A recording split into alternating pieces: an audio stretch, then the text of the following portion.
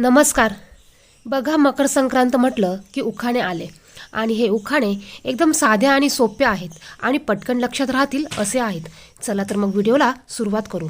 त्या अगोदर चॅनलला सबस्क्राईब केले नसेल तर सबस्क्राईब करा आणि त्या बाजूची बेल आयकॉन सुद्धा दाबा. चला तर मग व्हिडिओला सुरुवात करूया.